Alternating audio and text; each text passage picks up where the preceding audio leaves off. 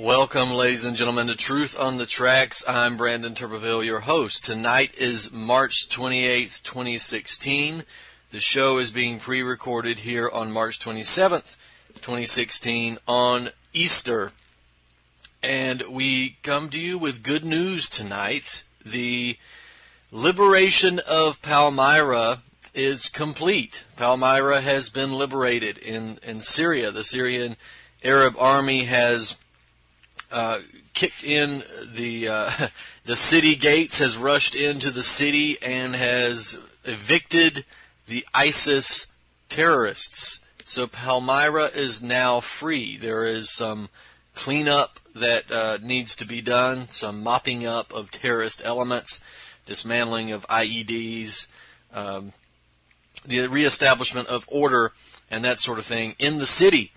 But the city is liberated. One of the oldest cities of antiquity that still exists. It's a UNESCO heritage site, and it was taken over by ISIS several months ago, and a much publicized victory on the Western mainstream press, suggesting that ISIS was unstoppable. They were 10 feet tall. They were supermen. There was nothing that was ever going to stop the march of ISIS. Well, now, several months later, that's been disproven because ISIS is out. ISIS is gone from Palmyra. Now, the city itself is not strategically important, at least in the ways that you would think of a city like Homs, Hama, Latakia, Damascus, Aleppo, something like that. It's not as strategically important, but in terms of public relations, this is a massive victory for Syria, because remember, Palmyra, with all the videos coming from Palmyra with ISIS destroying cultural heritage sites, brutally murdering the man that was in charge of keeping these sites in order, and all of the other propaganda videos coming out of that area, all of that was used to show the inevitability of an ISIS victory. And now, several months later, after the United States and NATO and Israel and the GCC have put so much money and so many arms and so much effort behind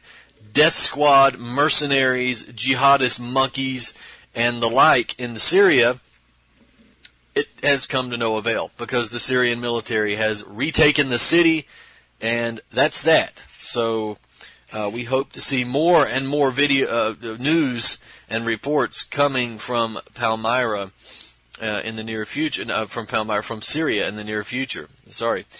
Now, a couple of things we want to talk about tonight. I want to get into the Lebanese situation. Of course, we've got to talk about the Brussels attacks, which have happened since our last show, and we'll get into that. We'll talk about a wide range of things tonight. Now, before we do, however, get into these topics, I want to remind you that you can catch Truth on the Tracks here every Monday night and Friday night at 9 p.m. Eastern Standard Time here on UCY.TV. You can access the show's personal website at UCY.TV/TT for Truth on the Tracks. You can also find my work at activistpost.com, naturalblaze.com, and eraofwisdom.org. And if you're interested in my work specifically, then I encourage you to go to BrandonTurbeville.com. That's the website where I repost all of my articles, all of the interviews, the YouTube videos, all the relevant information is available at BrandonTurbeville.com. There's, of course, a tab for the books. You can purchase the books. We're working on a way to get those books out faster and cheaper. That's been somewhat slow going, but we're working on that nonetheless, and we're having some success. So in the very near future, we'll have the opportunity for these books to be available cheaper. But in the meantime, you can't get any cheaper than free, and there is a free PDF version of The Difference It Makes, 36 Reasons Why Hillary Clinton Should Never Be President, available at BrandonTurbeville.com. So BrandonTurbeville.com is where you should be going in any event. Now, let's talk briefly about this Brussels bombing, these Brussels attacks. We have another terrorist attack in Europe being blamed on ISIS and Islamic extremists, but we also have another instance of the suspects in the attacks being known to security services and intelligence agencies in the years, the months, the weeks, and even the days leading up to the event.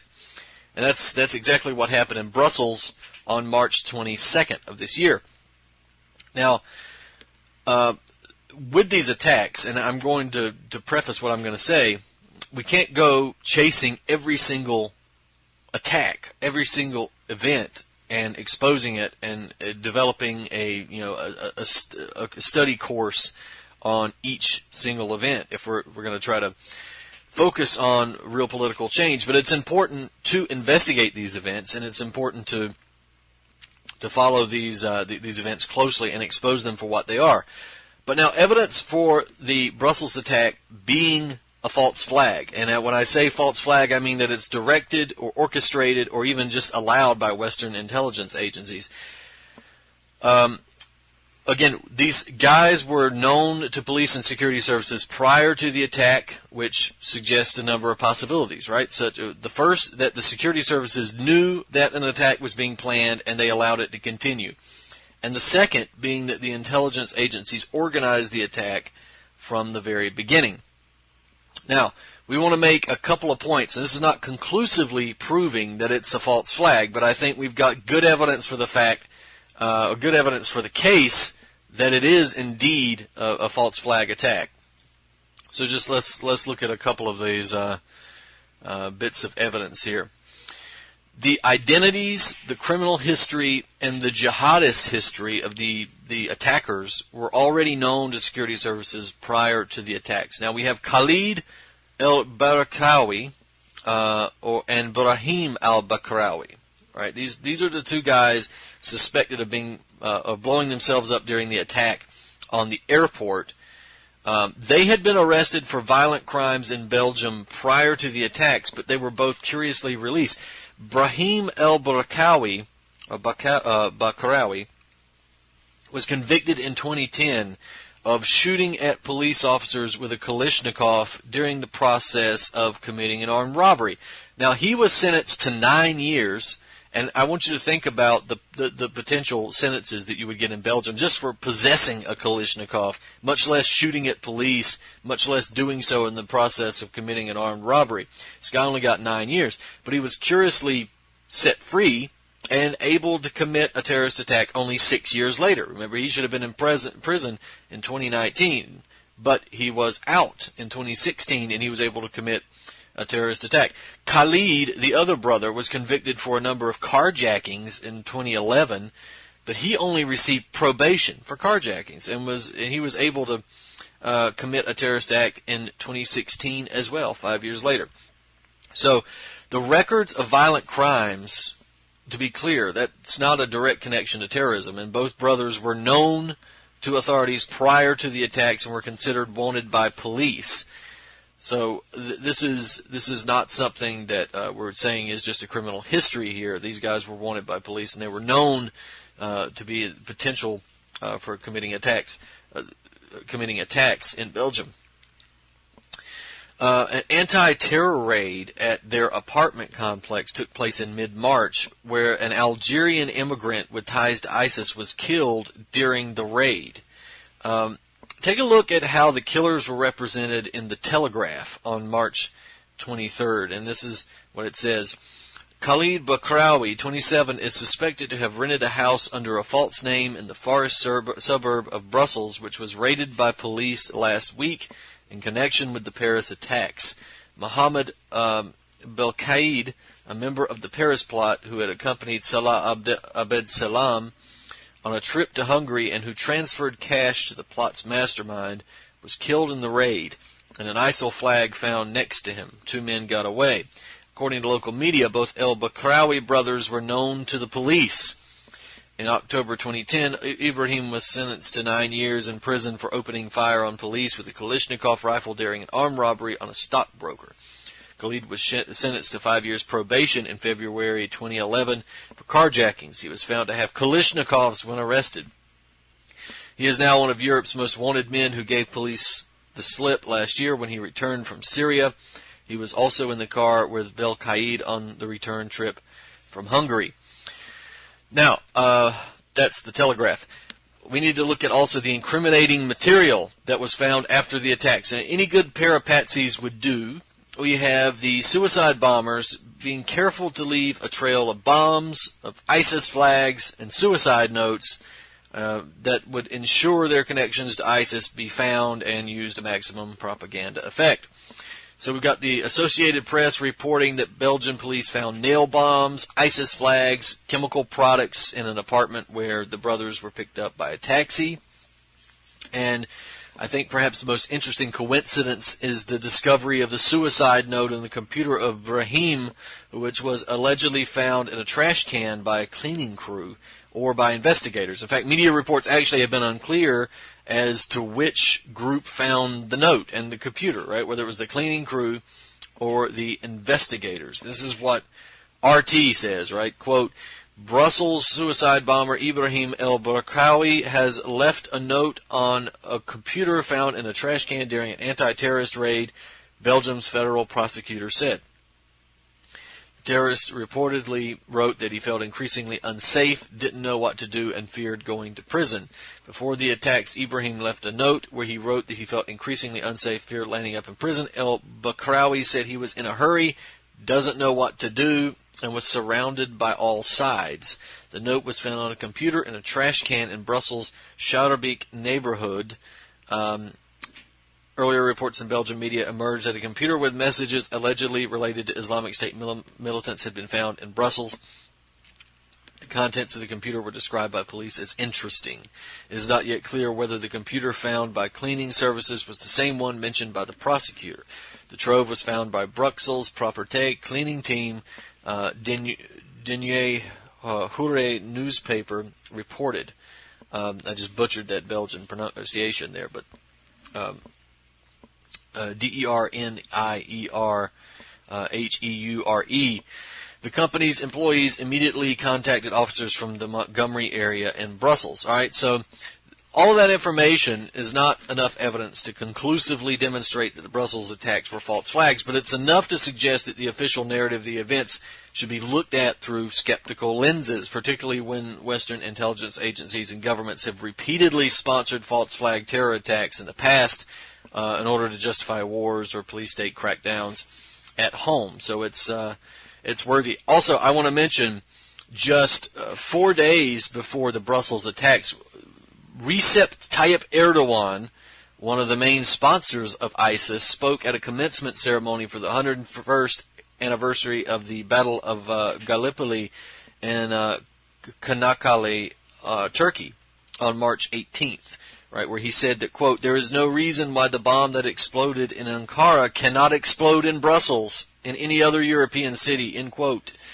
He also said the snakes you are sleeping with can bite you at any time. Now, it seems that he was referring to the Kurds because he's pissed off because the United States is working with the Kurds in an attempt to break up Syria and federalization. And the only person in the NATO bloc that really has a problem with Syrian federalization is Erdogan. It's NATO, because he's afraid that the Kurds in Syria are going to link up with the Kurds in Turkey and break off from Turkey. And that's what he's concerned about. Saudi Arabia is fine with it. Israel's fine with it. The United States is fine with it. The rest of NATO is fine with it. It's only Turkey that's not fine with it. And that's because of their strategic location and the concerns with the Kurds there. Now, nevertheless, whether he's referring to the Kurds or not, this is an interesting statement to make 4 days before the bombing. And, we got to point out that Turkey's been a major supporter of terrorists and ISIS since the beginning of the Syrian crisis and even further beyond that. And with such close cooperation between the two, we'd have to wonder whether or not Erdogan or MIT had foreknowledge of the Brussels attack. And it's quite possible that they did. And that's something that should be investigated further. Now, we also want to talk about Lebanon. We recently had an issue where Lebanon had leveled some allegations against Israel, and this were reports coming out of Al-Masdar News. According to a Lebanese military source that spoke with Al-Masdar, an Israeli warplane had violated Lebanese airspace over the villages of Arkub and Hasbaya before eventually reaching the Jabal Sheikh Heights, which is located on the Israeli-Lebanese border. And the military source suggested that the Israeli plan was most likely to conduct a surveillance mission, since the planes spent about half an hour in Lebanese airspace before heading back to Israel. And the reports come only a couple of days after Hezbollah's Al-Manar TV station reported that a transmission and photographic spy device was discovered on the Lebanon-Israel border. And Al-Manar claims the device belongs to Israel. Over the years, Lebanon's repeatedly claimed to discover Israeli espionage devices inside of its territory. Right? In December, Lebanese media reported that 2 Israeli devices were found within 2 days in Lebanon, and one was destroyed by the Lebanese army. The other one was apparently remotely blown up by Israel, according to the Lebanese media outlets. March 2011, we had the Lebanese army announcing that it found and dismantled a device disguised as a rock, which Israel planted near the southern port of Tyre. In December of 2010, remember, the Lebanese army announced that it had dismantled Israeli spying devices that were hidden in the mountains. And that was 2 weeks after the Lebanese government filed a complaint with the UN Security Council claiming that Israel planted espionage equipment in southern Lebanon. Syria has also made a number of similar claims. The official Syrian news agency claiming March 2013 that Israeli devices were found in the coastal area. And these things are, to be honest, they're probably true. These are reports that are coming from military sources. It's sort of military source versus military source. But these given the history of the Israelis and the espionage capabilities of the Israelis, then we can certainly believe it. Lebanon's already attempting to crack down on illegal internet and telecommunications services being provided to Lebanon by Israeli companies, right? The Lebanese government is concerned that Israel is using these companies to spy on domestic affairs of Lebanon and Lebanese citizens via privatized channels as opposed to the traditional state surveillance apparatus.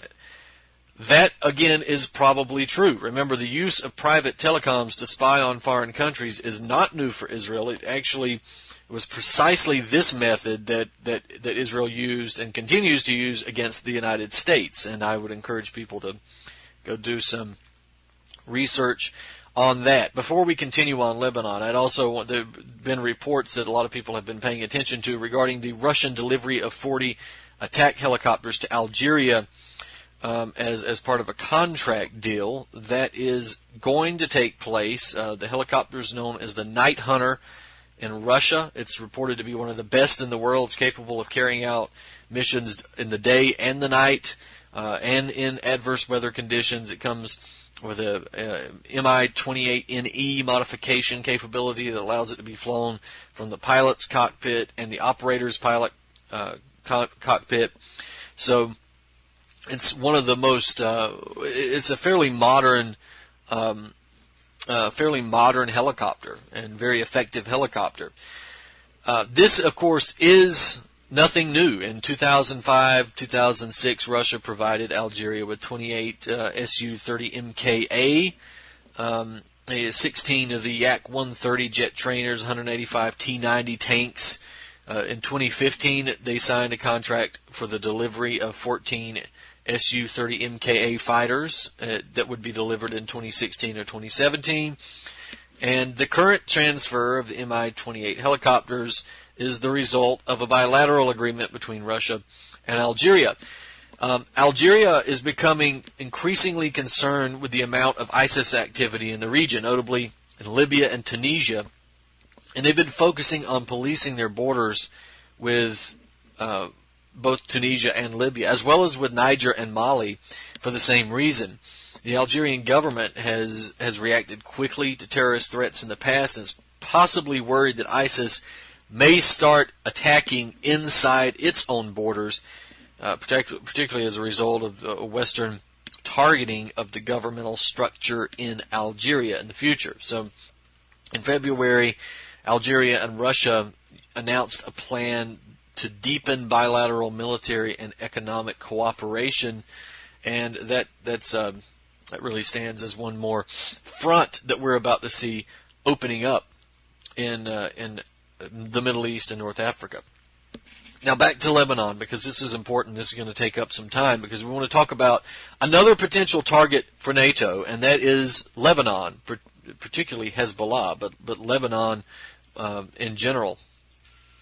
Because the NATO agenda has been suffering a number of significant setbacks in Syria over the recent months, well, really over the past year, but especially with the recent months, particularly with the help of the Russians, the Iranians, and Hezbollah, the SAA has been steadily defeating terrorist forces and liberating areas that they previously held.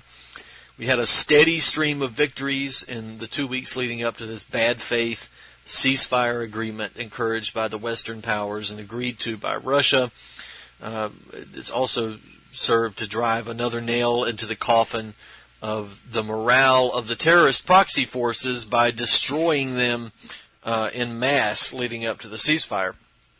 Now, clearly the United States, NATO, the GCC, Israel, Turkey, Saudi Arabia, they're all beginning to realize that it's much harder to defeat a united front, particularly when the unity is between regional power players and international power players like Iran and Russia, respectively. The most reasonable strategy, aside from abandoning the immoral and unwise imperialist adventure to begin with, is to break up the united front, both on the diplomatic and the military plane. Now, an attempt has already been made to disrupt the Lebanese government by means of color revolution several months ago. But we've got recent reports, and when I say recent, I mean this month, March. These reports suggesting a possible plan by Turkey and Saudi Arabia in concert with the rest of the anti-Syrian powers to open up a second front of terrorist destabilization in northern Lebanon. The result of a plan like that would not only be to increase instability on the southwestern Syrian borders and eliminate a friendly state, or at least a non-hostile state, from any possible positive diplomatic or state-to-state action between Syria and Lebanon, but it would also draw Hezbollah back into the Lebanese borders and out of the fight in Syria. And even more so, the destabilization of Lebanon and the creation of this northern front in Lebanon that would be manned by terrorist forces would effectively cut supply lines, cut communications, reinforcement capabilities, etc., from the Syrian counterparts.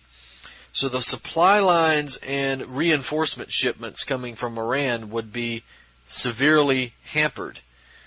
We have a guy, Fabrice Balanche, the French professor and visiting fellow at the Washington Institute, formerly known as WWIII. It's a neocon organization. He actually admitted this. He wrote about the possible geopolitical chess moves that might be made by Turkey and Saudi Arabia, and he wrote this, quote, "Yet Turkey and Saudi Arabia may not remain passive in the face of major Russian-Iranian progress in Syria. For example, they could set up a new rebel umbrella group similar to Jaish al-Fatah and or send anti-aircraft missiles to certain brigades. Another option is to open a new front in northern Lebanon where local Salafist groups and thousands of desperate Syrian refugees could be engaged in the fight. Such a move would directly threaten Assad's Alawite heartland in Tartus and Homs, as well as the main road to Damascus. Regime forces would be outflanked, and Hezbollah's lines of communications, reinforcement, and supply between Lebanon and Syria could be cut off. The question is, do Riyadh and Ankara have the means and willingness to conduct such a bold, dangerous action?" End quote. Well, maybe they do, maybe they don't, but it's not only Riyadh and Ankara who are invested in the destruction of Syria and the isolation of Hezbollah. The Israelis have always had a vested interest in the strategy of weakening Assad and Hezbollah, and NATO is clearly the overarching strategist behind the implementation of the actual policy, as we've seen it realized over the last 5 or so years in Syria.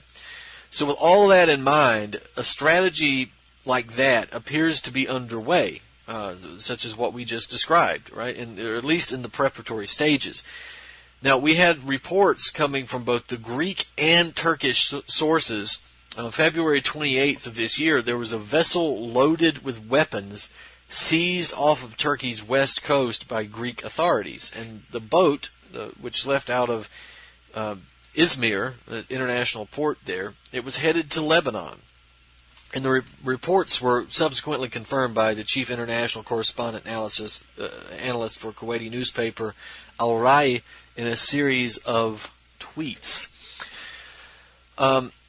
There is a very good website called Moon of Alabama. They do some pretty good work, news and commentary, I guess we should call it, that the Turks, according to Moon of Alabama, the Turks seem to be the most obvious participant in an apparent attempt to destabilize Lebanon. And the Saudis shouldn't be ignored either, right? This is what Moon of Alabama has to say. Quote, "It is unlikely that it is a purely Turkish operation. The Saudis do have enormous influence in Lebanon due to their frequent bribes paid to the various actors there. The general Saudi influence is now somewhat diminished. None of the major Lebanese followed the Saudis' demand to take its side and seek conflict with Syria or Hezbollah, the Lebanese Shiite party that supports the Syrian government. But there are still groups in Lebanon, especially Salafis, which the Saudis essentially command," end quote. And that website also points out that only weeks ago we had the Saudi prince being arrested and imprisoned in Lebanon after he got caught smuggling 2 tons of Captagon onto his private plane. And that, of course, Captagon is the drug that's commonly used by terrorist death squad fighters battling the Syrian and Iraqi governments. On February 19th, despite being locked in a power struggle with Iran over influence in the Mediterranean areas, particularly in Lebanon, Saudi Arabia announced that it was slashing $4 billion worth of military aid to Lebanon. And Saudi Arabia has for years attempted to bribe and buy influence in Lebanon. It was partially accomplished through military aid, but it appears that Saudi Arabia is now walking away and it's leaving Iran to fill the vacuum. Now, that would be a foolish move from any geopolitical standpoint if Saudi Arabia truly wanted to influence Lebanon and direct its affairs through bribery, king-making. Unless the goal of Saudi Arabia is no longer to influence Lebanon, but to destroy it. Now, certainly the Saudis are preparing for something on the horizon, since Saudi Arabia, the United Arab Emirates, Bahrain announced in late February that they were urging their citizens not to travel to Lebanon. In fact, Saudi Arabia cited only unspecified security concerns. United Arab Emirates actually went further and announced that it was removing most of its diplomats from Lebanon. So there have been some people who have analyzed this and have suggested that perhaps the abrupt cut of funding and discouragement of travel to Lebanon came from the Saudis as a result of Lebanon's tepid siding with Iran over its recent spat with the Saudis over Lebanon's refusal to condemn the attacks on Saudi Arabia's embassy in Iran. Others have pointed to the possibility that the Saudis are either planning something in Lebanon, or at the very least, they know that something is coming soon. And that something may very well be the disintegration of the Lebanese state or the destabilization of the entire country, at least in terms of what they're planning. What's more telling is a report by Stratfor, which is the private geopolitical intelligence and consulting firm that's closely related to U.S. intelligence, and it's a major player in the military-industrial complex. That report suggests that Saudi Arabia is looking to exploit Syrian refugees in Lebanon for the purpose of creating Sunni militias in the country as a way to combat and distract Hezbollah. This is what Stratfor says. Let me read this quote. According to a Sunni politician in Lebanon, Saudi Arabia is reportedly courting Syrian refugees in Lebanon with the goal of establishing an anti-Hezbollah Sunni militia. The politician said Saudi Deputy Crown Prince Mohammed bin Salman sees Sunni Syrian refugees with military training as a way to harass Hezbollah, and he may be using Saudi philanthropic organizations that provide aid to refugee camps as a way to court potential military recruits. Though Stratfor could not verify the politician's claims, it is clear that Saudi Arabia is using Syria's convoluted battle space as a way to express and expand its regional clout. End quote. Now, in that quote, note the potential use of Saudi philanthropic organizations as a way to identify potential foot soldiers in these militias that they're trying to create. Also, remember that an attempted destabilization of Lebanon is within precedent, right? Even recent events show how fragile and targeted the Lebanese government actually is. We have these recent events that demonstrate a role in which these philanthropic organizations, as they were referred to by Stratfor, play in the implementation of color revolutions. We just saw this in Lebanon not long ago. The You Stink movement in Lebanon that took place several months ago surrounded an entirely legitimate issue, if anybody remembers this. And the issue was the lack of effective implementation of some type of trash pickup plan and the potential for privatization. But those protests turned violent, with the original issue taking a back seat to issues like that of government corruption and that sort of thing. This sort of a petty bourgeois ideology of just government corruption being the be-all, end-all of political action. The type of focus is a hallmark of color revolution, meaning that legitimate issues are subsumed by shadowy ideals that have no concrete demands to back them up. Government corruption is generally the go-to ideal, since everybody hates government corruption, and since the likelihood of actually stopping it through a mass movement is so low. Once the standing government is brought down, there's a perceived change in the power structure, and that tends to alleviate social protest. The lack of concrete demands is also a hallmark of the color revolution. In fact, it's one of the biggest hallmarks of the color revolution. After all, the goal of the color revolution is regime change, it's social tension, distraction. It's not real progress. It's a steam valve, and it's a guiding force. A lack of demands precludes the ability of the masses who are out on the streets to actually bring about positive, tangible change. It does, though, allow for the steam valve of public anger. Now, during those times when the ultimate goal of the color revolution is regime change, the results are generally, unfortunately, that the individuals whom the backers of the color revolution desire to assume power are able to do just that. And it's important to point out the marketing capabilities behind the hordes of people in the streets of Beirut. A seeming coalition of individual citizens and opposing organizations were all assembled. I'm talking about the You Stink movement here. The world's people were told organically, but they were supposedly assembled under one name for the purposes of achieving these goals that were always unstated. You Stink movement may now join a number of other movements who were branded with a catchy name to popularize itself as a political force, just as Americans saw the Occupy movement, Ukrainians saw the Euromaidan, the Pora movement, the Orange Revolution. In Serbia, they had Otpor. In Lebanon, remember, before they had the Cedar Revolution. All these slogans and symbols are the product of mass marketers that are employed by the State Department of generally the United States, but other NATO countries generally as well. And that doesn't, of course, I'm not saying that this can't be done throughout other non-NATO countries, but you get the idea. We live in the world, and the general forces that are taking part in much of the color revolution destabilizations across the world today are backed by NATO powers. These symbols and slogans are generally produced by the State Departments by using mass marketers. And intelligence agencies, of course, are also funding and helping support destabilized, overthrow democratically elected or non-democratic governments, just governments that are unfavorable to the world oligarchy. The You Stink movement was also known as a youth movement. And now we have to admit that most social protest movements do tend to be driven by younger people.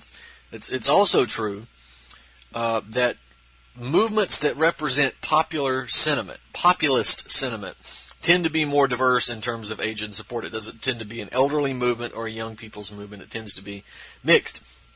That question aside, color revolutions generally rely on what they call swarming adolescents, hordes of youth. And they use these young people in the streets. They use their energy, their anger, their pent-up aggression, and they take young people out of work, young people who are devoid of hope, and they use them to provoke violent actions between police and protesters and to create more tension on the political and social scene. This is precisely the population from which the overwhelming majority of the Youth movement was drawn in Lebanon. It's also important to point out that the Youth movement is called for the resignation of Prime Minister Salam. That was a demand that, if it had been enacted, would have thrown the country into the middle of a constitutional crisis. Now, why would foreign elements want to see a color revolution in Lebanon? And this relates back to what I said about the destabilization. People are going to be confused with any suggestions that the West would like to see the government in Lebanon separate from Hezbollah, of course, destroyed or destabilized, especially when that government was largely placed in power by a Western-backed color revolution to begin with. But there are numbers of ways in which the collapse of a fragile government system and governing structure in Lebanon would not only benefit the West, but hurt Assad in Syria. And we've discussed those, right? You got to understand the way that Lebanon is governed. It's a fairly small country, but it's got about 4.5 million people. And it's got a demographic and political complexity that really hinders any speedy resolution to any crisis at all. You got to look at the specifics. Lebanon was essentially sliced out of Syria during the early years of the French Mandate. The territory of Lebanon is generally recognized as the most diverse population in the Middle East, right? They have got 18 religious groups are recognized in the country. In fact, are recognized in the country's constitution. And that includes Alawites, Druze, Maronite Catholics, Sunnis, Shiites, all of them, basically. It's very eclectic in terms of the religious communities. And it's presided over by something referred to as the National Pact, which is an unwritten understanding that the president will always be Maronite, the prime minister will always be Sunni, and the speaker of the parliament will be Shiite. Among other stipulations, a few historical exceptions, but these are the stipulations. They're also using a system called confessionalism, and that is where Christians and Muslims share equal seats in a unicameral parliament, but each group's respective composition is determined proportionally by the sect. So it was originally meant to be a temporary solution when it was enacted in the 1920s, and it was later updated a bit by the Taif Agreement in 1989 that ended the Civil War, and it's still remaining in place today. With the governing foundation of the Lebanese state in such a fragile shape, you can see just how easy it is for Lebanon to fall into chaos if just the right amount of pressure is applied. But again, the question is why? And I answered this earlier, but causing chaos in Lebanon, if the chaos is great enough, is going to force Hezbollah to remove its forces that are fighting ISIS in Syria, and they're going to have to bring them back to deal with the lack of social order at home. The removal of forces from Syria is going to relieve pressure on terrorist forces and deprive Assad of a very important ally. So the SAA would thus find it a great challenge to defend the Lebanese-Syrian border, possibly even creating a situation where ISIS forces are able to push deep into Lebanon. And if what I mentioned earlier, this plan is to simply destroy Lebanon entirely and create a northern front of ISIS fighters in Lebanon and destabilize and destroy that country, you're going to have the same situation. And again, the breaking of the Shiite crescent, right, or the Iranian axis, whatever you want to call it, where it comes from Iran, Iraq, Syria, Lebanon, and Iran, of course, is supporting Hezbollah. They're supporting the Syrian government. They're now supporting the Iraqi government. If you can break those lines of supplies from Iran to Hezbollah, you break Hezbollah, essentially. If you can break the lines of supplies from Iran to Syria, you might not break Syria, but you'll do a great service into that regard, particularly if the Russians aren't there.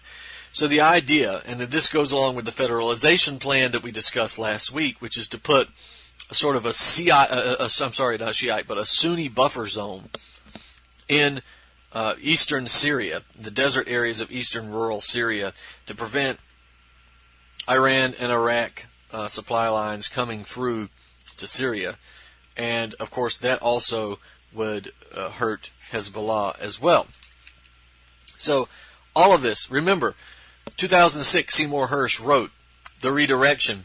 To undermine Iran, which is predominantly Shiite, the Bush administration has decided, in effect, to reconfigure its priorities in the Middle East. In Lebanon, the administration has cooperated with Saudi Arabia's government, which is Sunni, in clandestine operations that are intended to weaken Hezbollah, the Shiite organization that is backed by Iran. The U.S. has also taken part in clandestine operations aimed at Iran and its ally Syria. A byproduct of these activities has been the bolstering of Sunni extremist groups that espouse a militant vision of Islam and are hostile to America and sympathetic to Al-Qaeda." Remember that. That is the plan that is coming through, that we can see. Now, we want to talk about a couple of other things, too. I want to stay on Syria while we can, because we have the Clinton emails now being released. We've had, by virtue of the Wicked Witch of the West using a private email server, also WikiLeaks and the Freedom of Information Act, all this coming together, we happen to see what may stand as potentially one of the most damning sets of emails ever exposed to the light of day. Clinton's emails, 30,322 of them, written by Clinton, and the fact that Clinton has been so heavily involved in untold amounts of treachery during her tenure as Secretary of State alone. The emails are a veritable treasure trove of both incriminating information for Clinton and vindicating information for those of us who have been critical of her in the past. Now, one email alone regarding the Syrian crisis demonstrates the veracity of what many of us who have been labeled conspiracy theorists have claimed for years, namely that the United States has orchestrated and supported the destabilization of Syria for its own geopolitical goals as the geopolitical goals of Israel. It confirms the methodology and the geopolitical goals behind the destabilization, as well as the cynical and brazen attempts by the Clinton State Department and Obama White House to go so far as to put Assad's family in danger in order to intimidate him into abandoning his post. The email reveals how the United States was determined to destroy Syria for its own geopolitical purposes, but also in order to cripple Iran and Hezbollah. Basically what I just said, you'll see that in a second, both for the United States and Israel. And with also one of the purposes is the essential encirclement and weakening of the Iranian position as well. Now, Clinton is clearly in favor of a direct U.S. military assault on Syria, and all these objectives, according to the emails, were worth risking a military confrontation with Russia. Now, let's take a look at her emails. In regards to the question of the possibility of Israel launching a preemptive attack on Iran, the email is posted by WikiLeaks. This is what it says, quote, this is Clinton writing, "The best way to help Israel deal with Iran's growing nuclear capability is to help the people of Syria overthrow the regime of Bashar Assad." Now, let me point something out. There's no evidence that Iran was looking for a nuclear weapon. The nuclear capability of Iran was peaceful, what had to do with energy and power production. Nothing to do with a nuclear weapon. They didn't have the capabilities to build a nuclear weapon. They were well within their rights to do everything they were doing. So the whole deal was a sham to begin with. Iran never should have had to sign that to begin with. Back to Clinton, though. Negotiations to limit Iran's nuclear program will not solve Israel's security dilemma. nor will they stop Iran from improving the crucial part of any nuclear weapons program, the capability to enrich uranium. At best, the talks between the world's major powers and Iran that began in Istanbul this April and will continue in Baghdad in May will enable Israel to postpone by a few months a decision whether to launch an attack on Iran that could provoke a major Mideast war. End quote. Now, she also continues in that email and explains the real reason Israel would like to see the Iranians weaken, albeit she still propagates this lie that there was ever any evidence to suggest that the Iranians were actually moving toward a nuclear weapon to begin with, but she still manages to blow the lid on the biggest open secret in the Middle East, which is the fact that Israel is indeed armed with nuclear weapons. And this is Clinton now.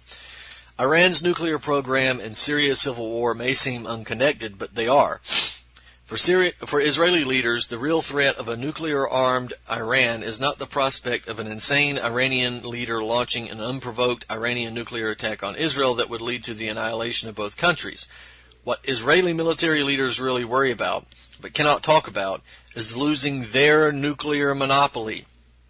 An Iranian nuclear weapons capability would not only end that nuclear monopoly, but also prompt other adversaries like Saudi Arabia and Egypt to go nuclear as well. The result would be a precarious nuclear balance in which Israel could not respond to provocations with conventional military strikes on Syria and Lebanon as it can today. If Iran were to reach the threshold of a nuclear weapon state, Tehran would find it much easier to call on its allies in Syria and Hezbollah to strike Israel, knowing that its nuclear weapons would serve as a deterrent to Israel responding against Iran itself. Back to Syria. It is the strategic relationship between Iran and the regime of Bashar Assad in Syria that makes it possible for Iran to undermine Israel's security, not through a direct attack, which in the 30 years of hostility between Iran and Israel has never occurred, but through its proxies in Lebanon, like Hezbollah, that are sustained, armed, and trained by Iran via Syria. The end of the Assad regime would end this dangerous alliance. Israel's leadership understands well why defeating Assad is now in its interests, end quote.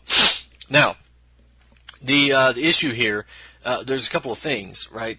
She points out that Israel has nuclear weapons, which is the greatest open secret probably in Middle Eastern geopolitics, at least in terms of the West. Everybody knows they've got it, but nobody will say they have them, because then they'd have to abide by the Nuclear Non-Proliferation Treaty, and Israel is never adept at abiding by treaties and anything to do with human rights and de-escalation.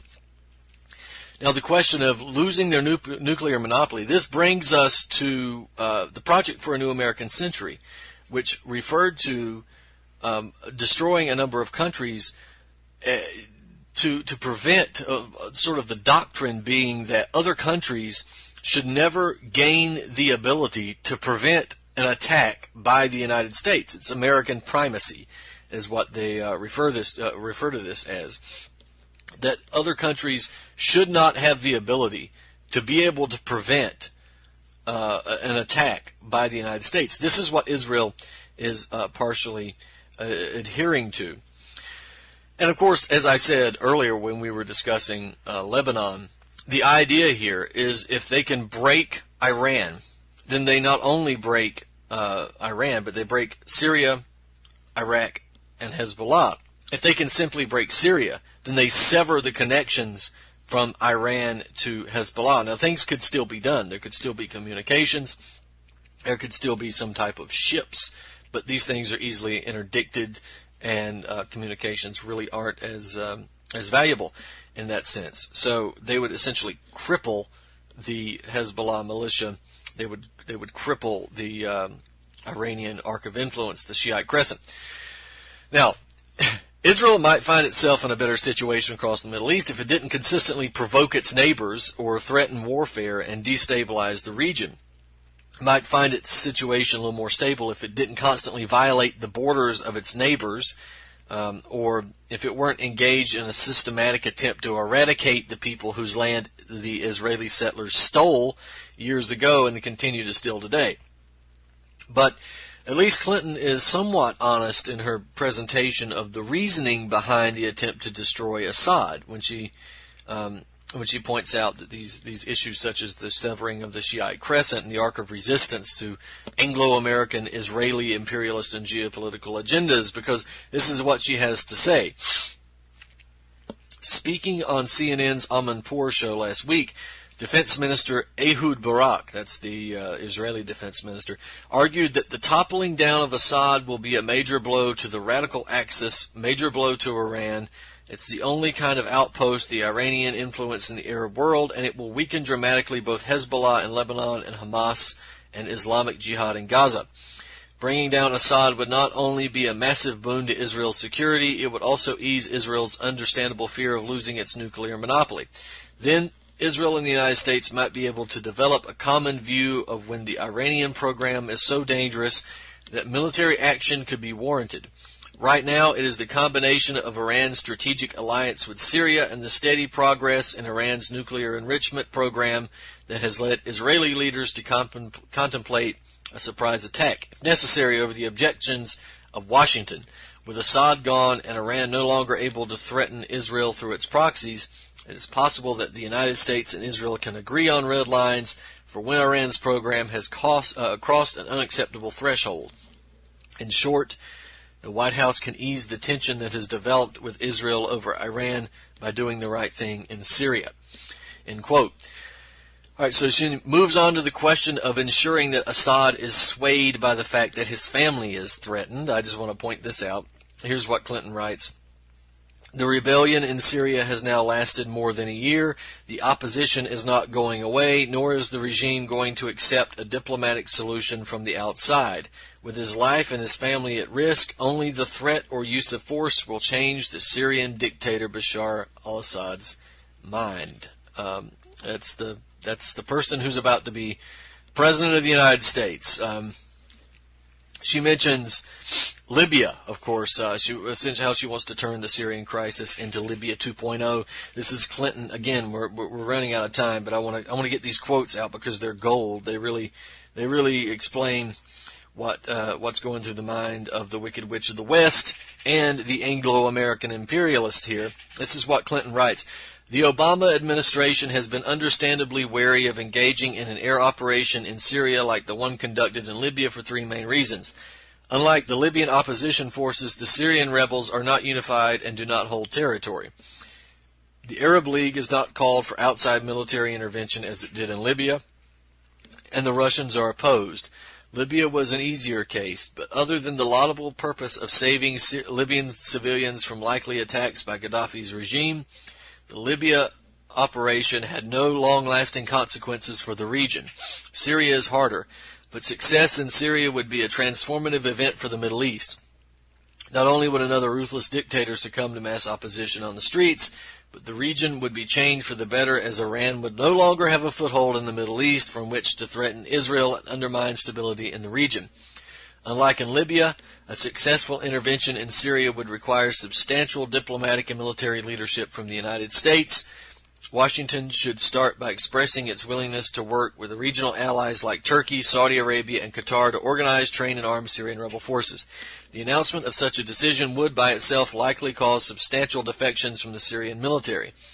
Then, using territory in Turkey and possibly Jordan, U.S. diplomats and Pentagon officials can start strengthening the opposition. It will take time, but the rebellion is going to go on for a long time, with or without U.S. involvement. End quote. Now, then we also have to mention, lastly, the potential war with Russia that the foreign policy that Clinton espouses might cause, and she's fine with it. Take a look. It's what Clinton writes. The second step is to develop international support for a coalition air operation. Russia will never support such a mission, so there is no point operating through the UN Security Council. Some argue that U.S. involvement risks a wider war with Russia, but the Kosovo example shows otherwise. In that case, Russia had genuine ethnic and political ties to the Serbs, which don't exist between Russia and Syria, and even then Russia did little more than complain. Russian officials have already acknowledged they won't stand in the way if intervention comes. Well, we're going to continue on, but notice what she just said. We just saw the Russian military bomb the hell out of ISIS in Syria, and this witch says that it would never happen. Back to Clinton. Arming the Syrian rebels and using Western air power to ground Syrian helicopters and airplanes is a low-cost, high-payoff approach. As long as Washington's political leaders stay firm that no U.S. ground troops will be deployed, as they did in both Kosovo and Libya, the cost to the United States will be limited. Victory may not come quickly or easily, but it will come, and the payoff will be substantial. Iran would be strategically isolated, unable to exert its influence in the Middle East. The resulting regime in Syria will see the United States as a friend, not an enemy. Washington would gain substantial recognition as fighting for the people in the Arab world, not the corrupt regimes. For Israel, the rationale for a bolt from the blue attack on Iran's nuclear facilities would be eased, and a new Syrian regime might well be open to early action on the frozen peace talks with Israel. Hezbollah in Lebanon would be cut off from its Iranian sponsor, since Syria would no longer be a transit point for Iranian training, assistance, and missiles. All these strategic benefits and the prospect of saving thousands of civilians from murder at the hands of the Assad regime. 10,000 have already been killed in the first year of the civil war. With the veil of fear lifted from the Syrian people, they seem determined to fight for their freedom. America can and should help them, and by doing so help Israel and reduce the risk of a wider war, end quote. So, not only is it incredibly frightening to envision a Secretary of State, much less a president, who is so indifferent to such a potentially catastrophic consequence of her actions, meaning war with Russia. It's quite telling, since she clearly asserted that the Russians would simply not respond and would knuckle under when faced with the might of the United States. Well, how wrong Clinton was, how wrong the Wicked Witch of the West was. At worst, the email shows Hillary Clinton knowingly working toward the destruction of a secular, reformist, and sovereign government, with the acknowledged result of mass civilian deaths for the benefit of geopolitical interests, both of the United States and Israel and other nations, with little concern for the fact that her military action might very well provoke a third world war scenario with a nuclear power. At best, Clinton shows herself to be unmatched in her incompetence, since she was willing to provoke a war with Russia for her own agenda and, according to the email at least, believed that Russia would not respond. Now, neither of these portrayals qualify her for anything other than a prolonged stay at a psychiatric hospital or a prison, but not the White House. Not the White House at all. You're either too evil or too stupid to be in that office, but there's nothing else to be said about that, which she can never be allowed to be president. Now, we are running out of time. We're going to talk about a number of other issues. Perhaps next week, depending on the international developments, we'll focus a bit on the domestic scene, and that's where we need to get involved as well. There's a number of different objectives that we need to discuss, and some positive news as well. So, ladies and gentlemen, this has been Truth on the Tracks. I'm Brandon Turbeville, your host. We'll see you next week.